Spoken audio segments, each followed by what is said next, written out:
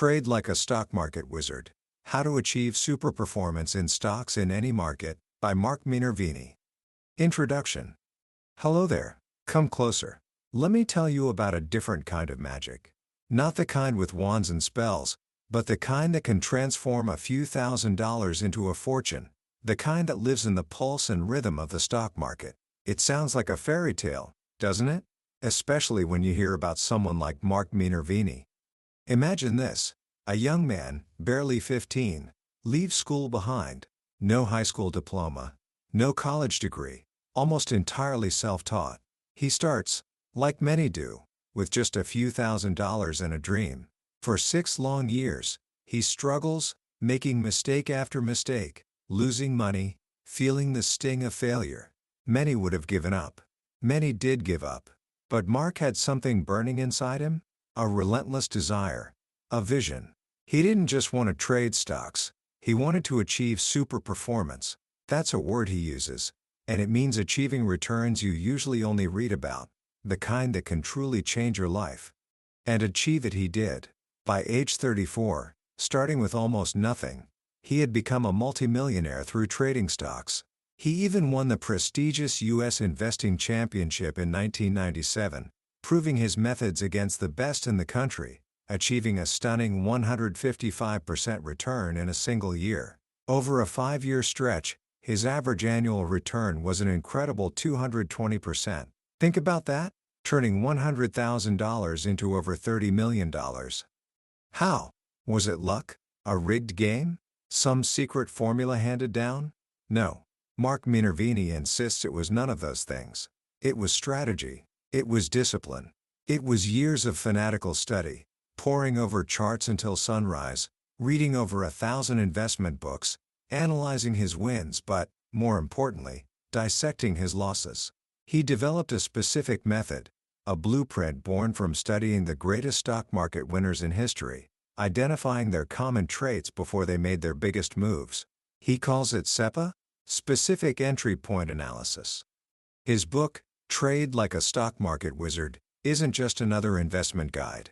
It's the distillation of a lifetime's work, a sharing of the very principles that took him from a junior high dropout to a stock market legend. It has become a cornerstone text for serious traders, selling countless copies and inspiring a generation to aim for super performance. Today, we're going to step into Mark's world. We'll explore the mindset, the strategy, the discipline he argues are essential not just to survive, but to truly thrive in the market. By the end of our journey, you'll understand the core principles of his SEPA strategy, how to identify potentially explosive stocks, when to buy them, and crucially, when to sell them to protect your hard-earned capital. This isn't about getting rich quick, it's about learning a craft, mastering a skill that, once acquired, can serve you for a lifetime. Ready to begin? Let's uncover the wizard's secrets. Book summary. So, where do we begin on this path to becoming a stock market wizard? Mark Minervini is quite clear. It doesn't start with charts or secret formulas. It starts right here, inside your own mind. He talks about champions, whether they're boxers like Muhammad Ali or marathon runners, and how they win not just because of physical strength, but because of something deep inside, a desire, a dream, a vision. The stock market, he says, is no different. He should know. His own journey began against the odds. Dropping out of school at 15 meant he was almost entirely self-educated. Forget college, he never even saw the inside of a high school as a student. But he possessed a burning desire to succeed, a thirst for knowledge about the market that led him to devour over 1,000 books, studying history, human behavior, and the patterns of past winners. He faced naysayers, people telling him it was impossible, a rigged game, too risky. His message to you is clear. Ignore them. People who say it can't be done are usually just speaking from their own lack of experience. What drove him wasn't just money. It was the pursuit of freedom. Freedom to do what he wanted, when he wanted, where he wanted. He saw the stock market as the ultimate arena for this, a place of unlimited potential without prejudice. But success didn't come overnight. He endured 6 long years without making any money, facing net losses. What kept him going? Unconditional persistence. He stresses that commitment, The will not to give up when things get tough is far more important than initial knowledge. Knowledge and skill can be learned, but greatness never comes to those who quit.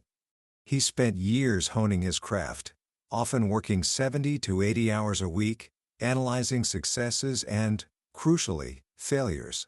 Then, opportunity met preparation. As a new bull market emerged in the 1990s, he was ready, equipped with the lessons learned through trial and error. He emphasizes that opportunities spring up suddenly, and you must be prepared to act. Prepare relentlessly, because when opportunity knocks, you need to be there to answer the door. This skill, once acquired through experience, can never be taken away. No boss can fire you from it. It's just you and the market, but it requires passion. The best traders, he observes, are excited about the game itself, driven by the challenge, not just the money. Concentrate on being the best trader you can be, and the money will follow. And when should you start? Right now. Don't wait for permission. It's better to do something imperfectly than nothing flawlessly. Take action. Now, let's talk about some common beliefs Mark wants to shatter right away. First, you don't need a lot of money to start. He dismisses this as nonsense, pointing to his own beginning with just a few $1,000s. He tells the story of a friend who quit trading because someone convinced him his starting capital was too small. Mark insists you can start small and grow, just like Michael Dell started his computer empire from a dorm room with $1,000. Many successful traders started small. What they shared was the refusal to believe it couldn't be done. Another myth. It's different this time. Mark has heard this in every market cycle for 30 years. He quotes the legendary trader Jesse Livermore. Wall Street never changes, because human nature never changes. Greed, fear, ignorance, hope? These emotions drive markets today just as they did a century ago. History repeats itself relentlessly. And here's a crucial insight. Your greatest challenge isn't the market, it's you. No system or strategy can overcome flawed psychology. Controlling your emotions is paramount. This leads to another point. No one is going to do it for you. Mark learned this the hard way early on when a broker wiped out his account pushing a speculative biotech stock.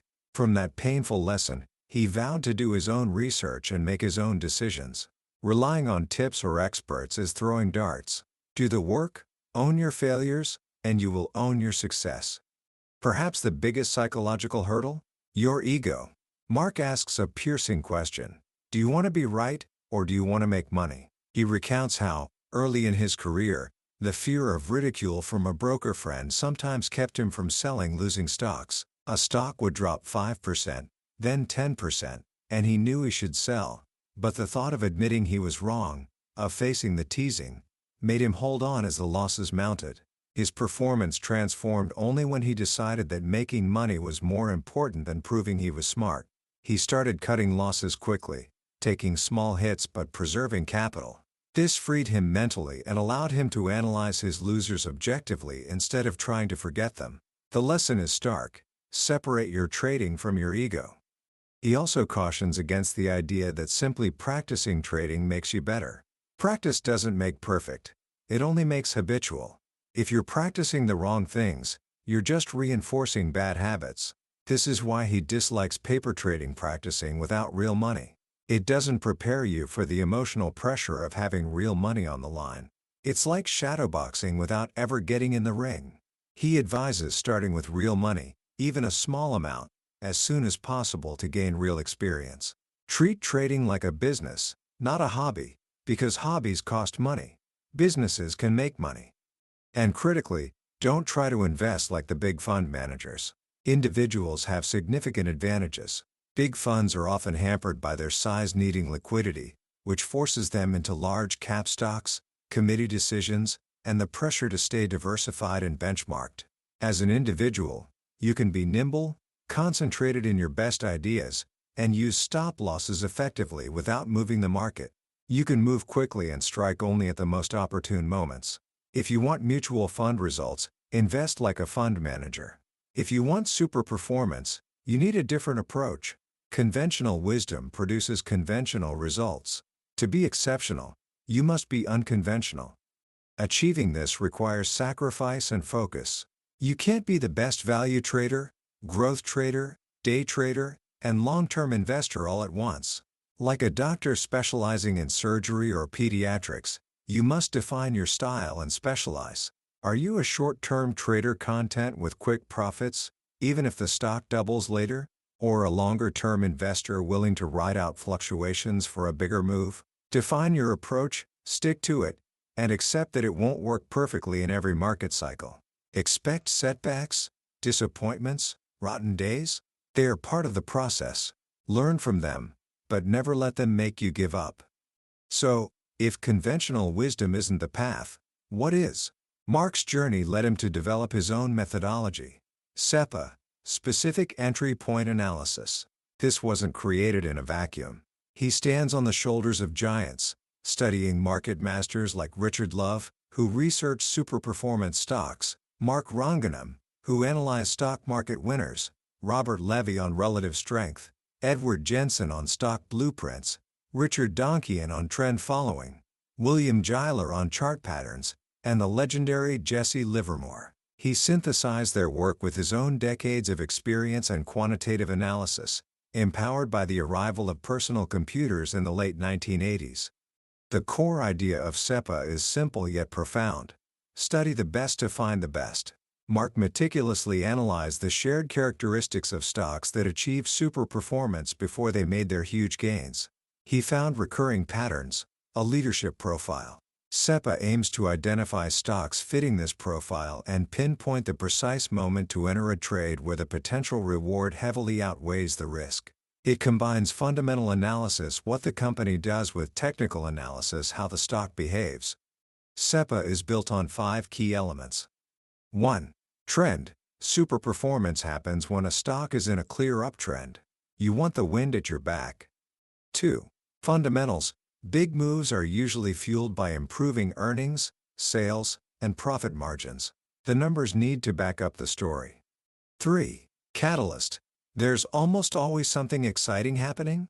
A new product, FDA approval, a new CEO, a new industry trend that attracts attention and institutional interest. Think Apple's iPhone or Google's search dominance. 4. Entry points. Even the best stocks need to be bought at the right moment, typically emerging from a period of consolidation, offering a low-risk entry. Timing is crucial. 5. Exit points. Not every trade works. You absolutely must have predetermined points to cut losses, stop losses, and points to take profits. Mark uses a rigorous screening process based on these elements. First, a stock must meet his trend template criteria. We'll touch on this more. Then, it's filtered for strong earnings, sales, and relative strength. Finally, he scrutinizes the remaining candidates against his leadership profile, looking for similarities to past winners. The goal is to find stocks with the potential for future earnings surprises and significant buying demand from big institutions. He seeks a probability convergence, where all factors align perfectly. What does this leadership profile look like? Mark found most superperformers are relatively young companies, often within 10 years of their initial public offering IPO. This doesn't mean they're brand new. Many were successful private companies first. Think of Microsoft, Home Depot, Dell, Cisco. They were relatively unknown when they began their biggest runs. Don't shy away from names you haven't heard of. Size also matters. High growth usually happens when companies are smaller and more nimble. Small cap or mid cap stocks generally have more potential to appreciate rapidly than large, mature companies. It takes less buying demand to move a stock with fewer shares available. Now, let's tackle a big one: value. Mark argues that traditional ideas of value, especially the price-to-earnings PE ratio, are often misunderstood and largely useless for finding superperformers.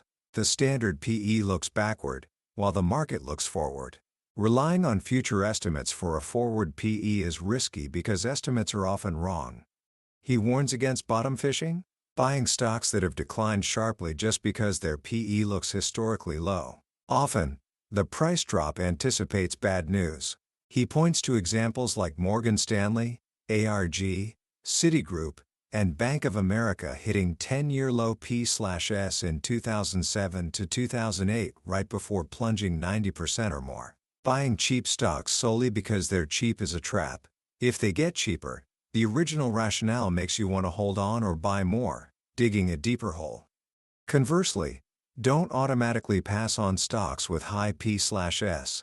Fast-growing companies often trade at premium multiples, sometimes 3 or 4 times the market average. Many of the biggest winners in history traded at P/S of 30, 40, or much higher before their largest advances. Yahoo, for instance, traded at over 900 times earnings when Mark bought it in 1997.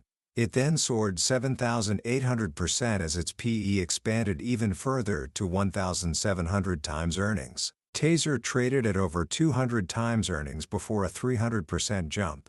The really exciting companies aren't found in the bargain bin. They often appear expensive, which is why most investors miss them. Wall Street struggles to value companies growing at explosive rates. Stocks can reach seemingly absurd valuations and keep climbing. Value doesn't move stock prices. People do, through their perceptions and buy orders. Demand is what ultimately matters. Thinking a stock is overvalued at 65 times earnings is like saying a Van Gogh painting is overvalued because the canvas and paint only cost $40. Perceived value, driven by demand, sets the price. Mark suggests viewing the PE ratio simply as a barometer of market sentiment or expectation. High PE means high expectations. Low PE means low expectations. Focus instead on the potential for earnings growth. A true market leader is often a better value despite a higher PE. He does offer one warning. Be very reluctant to buy stocks with excessively low P/S like 3, 4, or 5 times earnings, especially if they are near 52-week lows, as this can signal deep fundamental problems or even bankruptcy. He also cautions against the broken leader syndrome. Investors who ignored a stock during its meteoric rise finally get interested after it has peaked and fallen significantly, thinking it's now a bargain. Often, the fall is discounting a future slowdown, making it no bargain at all. Sun Microsystems is a prime example, falling 75% from its high in 2001, tempting bargain hunters, only to fall another 80% afterward. So, if PE isn't the key, what fundamental factors should we focus on? Earnings, earnings, earnings. How much can a company earn, for how long, and how certain is it? Profitability, sustainability, and visibility are crucial. Why? Because big institutional investors, mutual funds, hedge funds drive stock prices, and they focus intensely on earnings. They particularly love earnings surprises. When a company reports earnings better than analysts expected, a positive surprise forces analysts to revise their future estimates upward, making the stock look more attractive and triggering institutional buying. This effect isn't instant. Studies show a post-earnings drift where stocks tend to continue moving in the direction of the surprise for months. Look for companies consistently beating estimates, especially by significant margins. Beware of tiny beats, a penny or two, as companies often manage expectations to achieve these easily. Look for upward revisions of estimates, especially by 5% or more. Even better than just surprises is earnings acceleration. This means the rate of earnings growth is increasing quarter after quarter, for example, up 10%, then 28%, then 56%. Over 90% of the biggest winners showed earnings acceleration before or during their major price moves. Crucially, earnings growth should be supported by strong revenue sales growth. You want to see accelerating sales alongside accelerating earnings. This indicates real business momentum, not just accounting tricks or cost-cutting. Mark highlights Netflix 2009 to 2010 and Home Depot 1982 to 1983 as examples where accelerating sales fueled massive stock gains. Check the trend over several quarters. Ideally, you want steady improvement. Look at annual earnings too. Strong quarterly results should translate into strong annual growth.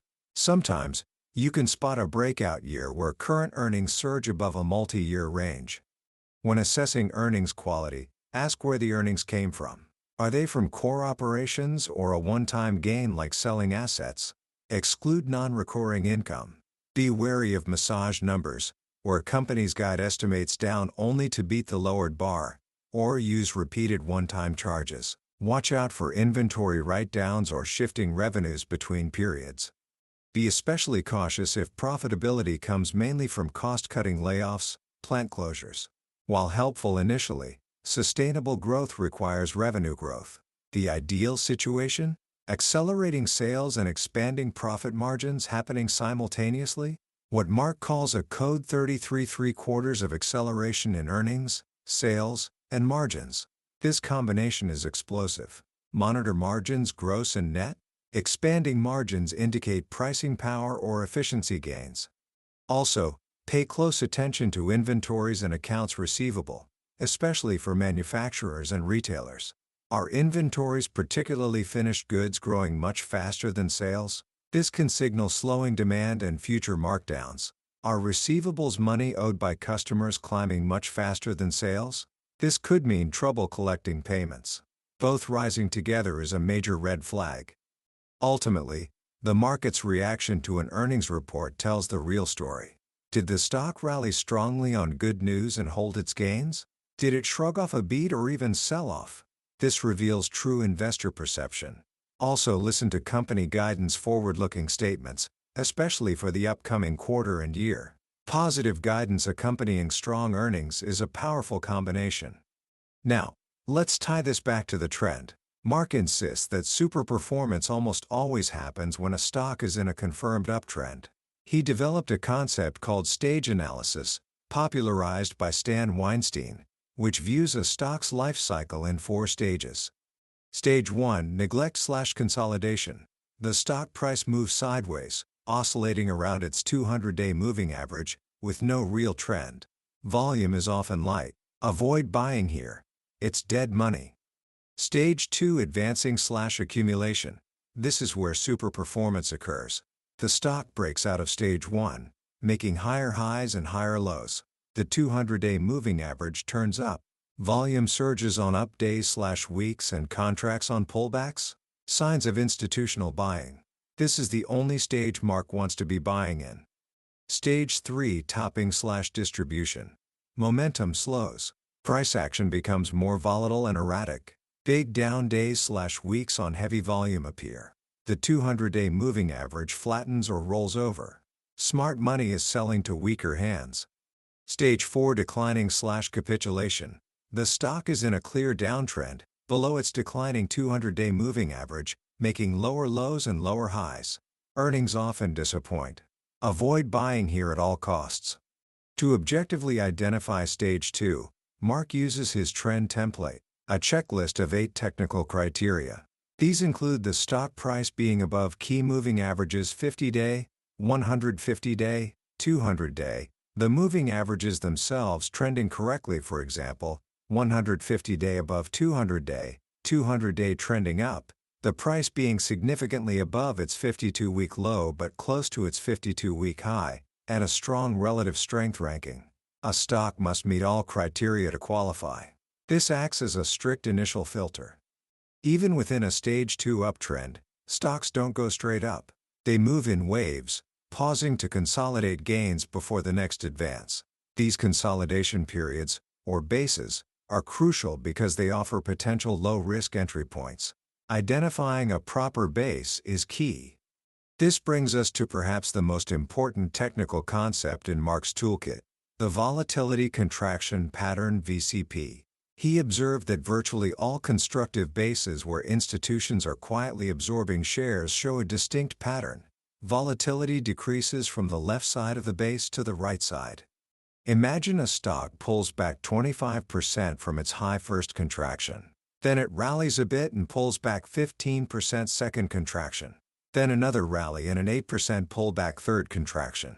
Each pullback gets shallower. Critically, these contractions are accompanied by significantly drying up volume, especially during the tightest areas on the far right. This tightening price action and diminishing volume signal that sellers' supply are disappearing. The stock is coiling like a spring. Mark uses a shorthand footprint to describe these patterns. For example, 10 watts 18/5 2T means a 10-week base, correcting 18% initially, tightening to 5%, with 2 contractions. This VCP process establishes the line of least resistance. The precise spot where the stock tightens up just before breaking out is the pivot point, the optimal buy point. You buy as the stock moves above this pivot point, ideally on increasing volume, confirming that demand is now overwhelming the scarce supply. Mark stresses the importance of seeing shakeouts within the base, points where the price briefly dips below a prior low or obvious support level, flushing out weak holders traders with tight stops.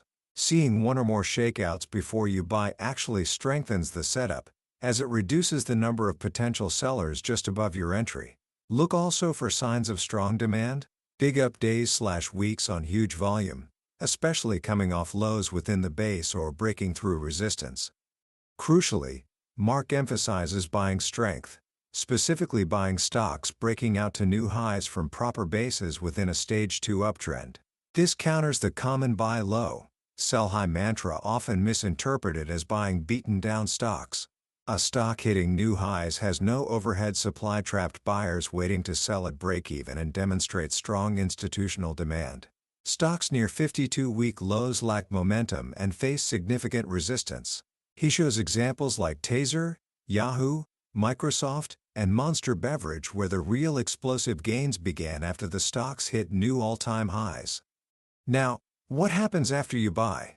Sometimes a breakout squats. It moves above the pivot but closes back near it or pulls back slightly in the next day or two. Mark advises patience here, giving the stock a chance to stage a reversal recovery as long as your initial stop loss isn't hit. Healthy stocks exhibit tennis ball action. They pull back briefly but bounce back quickly to new highs. If a stock breaks out but then violates key moving averages like the 20-day or shows widening volatility, it's a sign of failure. Sometimes, a setup fails, and you get stopped out. Don't discard the stock immediately. If the fundamentals remain strong, watch for a failure reset, where the stock forms a new, often better, base after the initial failure. Some of Mark's biggest winners were stocks that stopped him out first. Be objective, assess the new setup on its merits. This entire process requires discipline, but the most critical discipline of all is risk management. Mark devotes 2 full chapters to this, calling it the absolute key to consistent success. You can't control how high a stock will go, but you can control how much you lose. The cardinal rule: cut your losses short. This sounds cliché, Mark admits, but it's what separates winners from losers. Losses work against you geometrically. A 50% loss requires a 100% gain just to get back to even. A small loss, for example, 5 to 10%, requires only a slightly larger gain to recover. Never let a small mistake turn into a devastating blow. Mark shares his loss adjustment exercise. Early in his career, he went back through his trades and recalculated his performance, assuming he had capped all losses at 10%. The difference was staggering, turning a losing record into a highly profitable one. This convinced him that disciplined loss cutting was paramount. How do you know when you're wrong? Simple. The stock goes down below your predetermined stop-loss point. Accept the market's judgment immediately. Don't hope, don't rationalize, don't become an involuntary investor holding a losing trade long-term because you hate to admit a mistake. Studies show investors tend to hold losers too long and sell winners too soon, the disposition effect. You must reverse this. Where should you set your stop-loss? It's not arbitrary. It should be a function of your expected gain. Know your trading statistics. What's your average gain on winning trades? What's your win rate batting average? Mark aims for at least a 2-to-1 reward to risk ratio. Average gain is twice the average loss and ideally 3-to-1. With a 2-to-1 ratio, you can be right only 1/3 of the time and still break even. With 3-to-1, even a 40% win rate can build a fortune. He suggests setting your maximum loss at no more than half your average gain, but never more than 10%, regardless of your average gain. If you need more than a 10% cushion, your timing or selection is likely flawed. Never commit the trader's cardinal sin, letting a loss exceed your average gain. Determine your stop loss before you enter the trade and write it down. When the price hits it, sell immediately. No hesitation, no second guessing. If a stock gaps down below your stop, sell immediately at the next available price. Don't wait for it to come back. What if you hit a losing streak? First, assess: are your criteria flawed, or is the market environment hostile? Leading stocks often break down before the general market turns lower. If you're getting stopped out repeatedly, reduce your position size and exposure. Trade smaller, not bigger, until your results improve. Build on success, subtract on setbacks. And absolutely never average down, buying more of a stock as it falls to lower your average cost. This is throwing good money after bad, doubling your risk on a losing proposition. Only losers average losers. Professionals may scale into winning positions, adding more as the trade works in their favor, but never add to losers. Mark also advises against over-diversification. Holding too many stocks prevents you from knowing them well, makes it hard to react quickly, and ensures average results. He suggests concentrating capital in a smaller number of your very best ideas, perhaps 4 to 12 stocks depending on portfolio size. Risk comes from not knowing what you're doing. Concentration allows focus. Finally, he stresses patience. Don't feel compelled to trade constantly. Wait for the high probability setups, when the fundamentals, technicals, and market tone align. Trade like the cheetah. Wait patiently for the perfect, low-risk opportunity, then strike decisively. Good trading should feel almost effortless, even boring, not like a constant, stressful battle. Mark Minervini's approach is a comprehensive system built on mindset, studying historical precedent, strict criteria for stock selection SEPA, precise timing using chart patterns especially VCP, and ironclad risk management. It's not magic, but a craft learned through immense dedication and discipline. Commentary. What Mark Minervini offers us in Trade Like a Stock Market Wizard isn't just a trading system.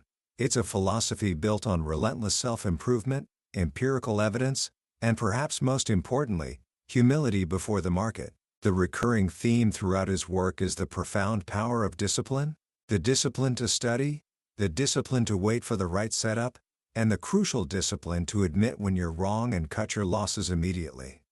It's fascinating how he strips away so much of the noise that often surrounds investing, the obsession with predicting the market, the reliance on complex valuation metrics like the PE ratio, the deference to so-called experts or big institutions. Instead, he brings it back to observable facts. How have the biggest winners behaved historically, and is this stock behaving like them now? His SEPA strategy and focus on Stage 2 uptrends provide a clear framework for identifying potential, while the VCP pattern offers a concrete, visual tool for timing entries at points of least resistance. But the real genius, the part that truly separates consistent winners from the rest, lies in his unwavering emphasis on risk management. The idea that you can achieve phenomenal success even if you're wrong half the time, simply by ensuring your winners are significantly larger than your losers, is a game changer. It shifts the focus from needing to be right all the time, which is impossible, to managing inevitable mistakes effectively. Cutting losses isn't presented as a failure, but as a necessary operational cost, like a retailer marking down unsold inventory. For someone just starting, perhaps like the 17-year-old listener this is aimed at, these lessons extend far beyond the stock market. The importance of dedicated study, of learning from failure, of detaching ego from outcomes, of patience, and of disciplined execution, these are principles for success in any field. So, what can you do today? 1. Start observing. Even if you're not trading, start looking at stock charts. Can you identify the different stages Mark talks about? Can you spot areas where volatility contracts? Just observing builds familiarity. 2. Practice the pain. On paper, or with a tiny amount of real money, practice setting a stop loss before you enter a hypothetical trade. Then, crucially, practice honoring it immediately if it's hit. Feel the small sting? It's far better than the agony of a huge loss later. 3. Study success. Just as Mark studied past winners, look at stocks that have made big moves recently. Go back and analyze their charts and fundamentals before the big move. What characteristics did they share? What did the VCP look like? That was our exploration of Trade Like a Stock Market Wizard by Mark Minervini. We've journeyed through the core ideas today, touching on the mindset, the strategy, and the discipline that fueled his incredible success. But truly, a summary like this is just scratching the surface, like looking at a map instead of exploring the territory yourself. The real understanding, the moments where an idea truly clicks and shifts your perspective, often happen quietly while you're turning the pages yourself, letting Mark's stories and examples sink in. This summary is intended to give you a strong sense of whether this book's detailed approach is what you're looking for. If the ideas of super performance, disciplined strategy, and rigorous risk control resonate with you, then picking up a copy isn't just about learning techniques. It's about potentially transforming how you approach challenges and opportunities, both in the market and beyond. You can find a link to the book in the description below. Also, if this journey through Mark Minervini's insights sparked something in you, please show your support by liking this summary and subscribing to the channel. That way, you won't miss our next deep dive into another remarkable book from the billionaire's bookshelf. Let's continue learning and growing together on this path.